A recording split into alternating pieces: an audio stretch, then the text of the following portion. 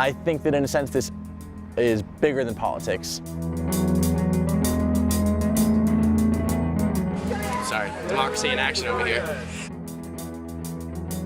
But if you have a lot of people that have been unhappy for a long time, it doesn't take that much of a spark or that much of a catalyst to get that sort of political energy moving. Welcome to the second season of The Green Screen. I'm your host, Bill Rogers, and we're going to be continuing with 13 more weeks dedicated to the solutions that are all around us, the solutions that save. Join us here each week and on our website, thegreenscreen.tv, where you can see full episodes, more links to our sponsors, links to the programming that you're making, and also visit our Facebook site, The Green Screen. And there, as well as our website, you can send us your ideas, the stories you'd like us to cover, the stories that you're finding in your own backyard. TheGreenscreen.tv is brought to you by the C Solar Store, the GES Solar Store, the Green Energy Options Solar Store, MJW Drywall, and NewHampshireInsulation.com, EarthTech, Ridgeview Construction, and the Green Alliance. Welcome to The Green Screen. Got a great show today. Here with Mike, my producer. So Mike, what do you got this week? Well, I've been fortunate enough to be able to follow around the formation of the New Hampshire version of this Occupy Wall Street movement. So what is this Occupy New Hampshire? What's the Occupy Wall Street? I mean, it sounds like something about folks not being happy with the distribution of wealth on Wall Street, and is the new Occupy New Hampshire thing relate to that? That's the question on everybody's mind. Everybody seems to be wondering, what is this? What is this about?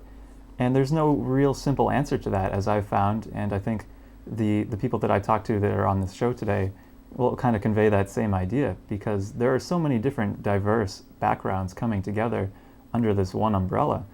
And it is a movement that is basically standing in solidarity with what the folks down on Wall Street have been doing for 3 weeks. Is they've set up tents on Wall Street, and they've said, we're not going to go until things change. And I guess the first thing that I'm thinking is, how does this relate to the green screen and all of the cool solutions that are all around us? And that's a great question. I've talked to a lot of people from various backgrounds. And the story that emerged from my conversations with these people is that the current system on Wall Street, whether you say that generally or you identify individual corporations, is that they're set up to reward short-term thinking, because you value the shareholder mentality, that you want to please the shareholders as quickly as you can. And a lot of the alternative energy solutions that we feature on our show are about solutions that might not have an immediate payback. They might have a 5 to 7 year payback, and then they will continue to make money for the long term. So it's really a system that's designed, on Wall Street anyway, to really kind of reject that idea that we should be, or that a corporation should be investing in these things, because the investment doesn't increase their bottom line immediately. Because corporations are dedicated to the idea that it's a return to shareholders. I mean, that's in essence that's why most corporations were set up. But it seems to me that there are a lot of people who work for corporations whose orientation, whose interest, yes, certainly we want to make money, but maybe there are other values that can be combined as we make money. And is the notion of a longer payback, of looking at a wider window, is that one that you see coming into that the green scene sort of presents for an audience? Absolutely, and that's a great point.